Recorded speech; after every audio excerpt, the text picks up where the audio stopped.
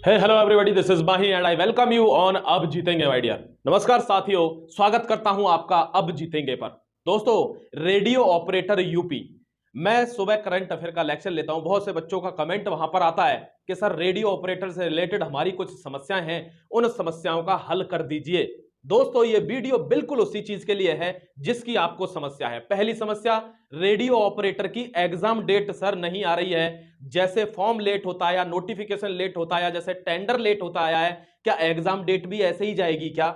दोस्तों, एक इसका भी समाधान अभी करूंगा। दूसरा दूसरा आपने पूछा है कि सर मैं बीटेक हूं, मुझे समझ नहीं आ रहा मैं फॉर्म एप्लीकेबल करने के लायक हूं कि नहीं, फॉर्म में अप्लाई करने के लायक हूं कि नहीं। दोस्तों, ये भी बहुत बड़ा क्वेश्चन था, ये भी मैं आपका आज सॉल्व करने जा रहा हूं। और खासकर जितने भर कमेंट वहां आए थे, इन दो इश्यूज से रिलेटेड ही थे।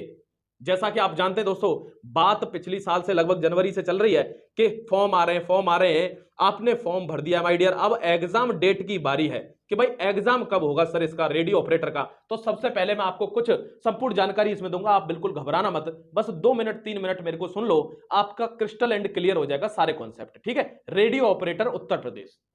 देखो दोस्तों, सबसे पहले आपको पता है कि 2430 क्या है, वैकेंसी है। तीन कैटेगरीज में वैकेंसी है, 2430 टोटल वैकेंसी है।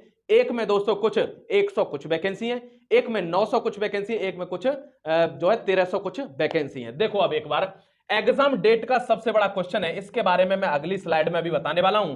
एलिजिबिलिटी के बारे में आपने पूछा था कि सर मैं बीटेक हूं, मैंने सिर्फ पीसी जो फिजिक्स केमिस्ट्री, मैंने बायोलॉजी ले रखी है, सर मैं क्या करूं, ये भी एक क्वेश्चन था माय डियर। और यूपी कांस्टेबल के बारे में, नोटिफिकेशन के बारे में भी लोग पूछते हैं कि भाई कब आएगा इसका फॉर्म, इसका फॉर्म कब आएगा माय डियर। देख लेते हैं सारी बातों को एक तरफ से, थोड़ा धीरे धीरे देखते हैं माय डियर, एक बार आपको दिखा देता हूं। नेक्स्ट चलते हैं। देखो, एलिजिबिलिटी और पोस्ट की बात करता हूं एक बार आपके सामने। साथियों, सबसे पहले क्या करना है, मैं पोस्ट की बात आपके सामने थोड़ा कर दूं, जिससे आपको यह अंदाजा लग जाए कि सर बिल्कुल ठीक है, यह बात बिल्कुल ठीक है, इससे हमारे दिमाग में थोड़ी फिल्म बन गई। देखो क्या, वर्कशॉप वाली जो जॉब है दोस्तों, सबसे पहले तो आपको यह ध्यान रखना है कि ये कांस्टेबल लेवल की जॉब है। क्या ये कांस्टेबल लेवल की जॉब है माय डियर, ये आपको ध्यान रखना है। इसमें 120 वैकेंसी है, 73,000 के लगभग इसमें फॉर्म भरे जा चुके हैं। 73,000, ये आपको ध्यान रखना है। नेक्स्ट देखो, ये फॉर्म बढ़ेंगे ही, ये फॉर्म घटे नहीं है, ये फॉर्म इसके बाद बढ़े हैं। ये शुरुआत का डेटा मैंने लिया है जब फॉर्म भरना शुरू हुआ था। देखो दोस्तों, बड़े होंगे तो ज्यादा नहीं, 2-4-10,000 बड़े होंगे। ये 10th और आईटीआई वगैरह जो होती है दोस्तों, उससे आपका ये एग्जाम होगा। ये आपकी क्या है, ये आपकी एलिजिबिलिटी है इस एग्जाम में भरने के लिए। नेक्स्ट देखते हैं, दूसरे नंबर की जो पोस्ट है वो असिस्टेंट ऑपरेटर की पोस्ट है माय डियर। और एक चीज आपको ध्यान रखनी है कि ये हेड कांस्टेबल लेवल की जॉब है। क्या ये हेड कांस्टेबल लेवल की जॉब है दोस्तों। जगह इसमें 1374, सबसे अच्छी जगह इसी में है। हेड कांस्टेबल लेवल की जॉब है। फॉर्म भी ज्यादा नहीं आए हैं, मात्र 3 लाख आए हैं, वरना आप जानते हैं रेलवे में दोस्तों 30,000 जगह के लिए 1.5 करोड़ फॉर्म आ जाते हैं। कितने?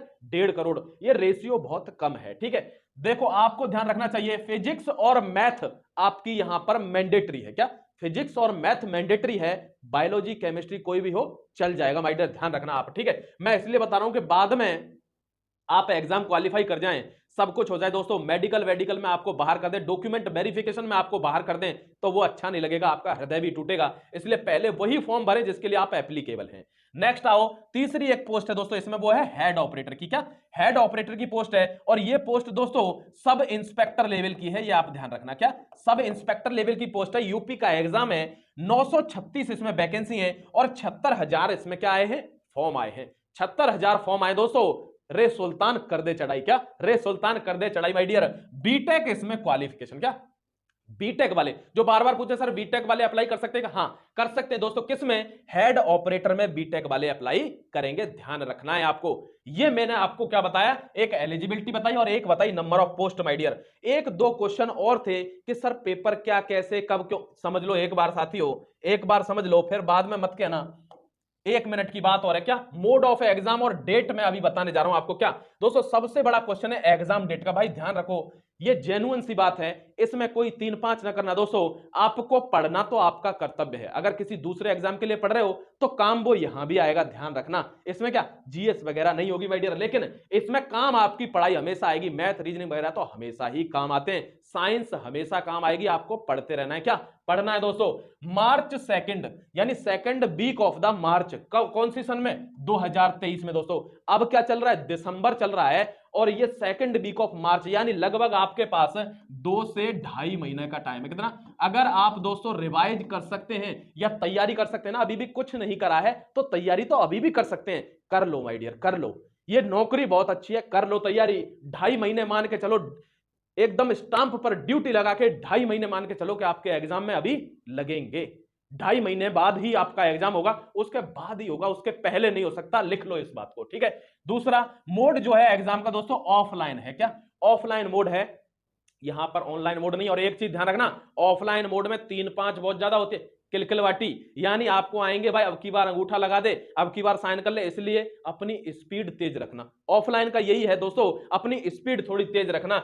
और इस साल को, ये जो साल है ना 2023, इसको नौकरी वाली साल बना दो, ऐसा मेरी आपसे विनती है। इसको अपनी नौकरी वाली माय डियर क्या साल बना दो, चेंज कर दो सारी कायाकल्प। मैं आपसे ये उम्मीद करता हूं कि आप इस बात को समझेंगे। और दोस्तों ये जो पेपर है ना, तीनों पोस्ट के जो पेपर हैं वो भी अलग अलग ही होंगे, ये डेफिनेट सी बात है। क्योंकि दोस्तों तीनों के लिए एलिजिबिलिटी अलग है तो पेपर भी क्या अलग अलग ही होंगे। आप इस बात को अपने हृदय में बसाकर रखना, इसलिए सेपरेटली ही प्रिपरेशन आपको करनी होगी, ठीक है। और कोई क्वेश्चन होगा दोस्तों तो नीचे कमेंट सेक्शन खुला है, उसमें अपना क्वेश्चन लिखना, उसका आंसर मैं वहां देने की कोशिश करूंगा। ज्यादा प्रश्न होंगे तो मैं उसका आंसर अगले वीडियो में दे दूंगा। अब आपकी समस्या मुझे लग रहा है सॉल्व हो गई होगी दोस्तों।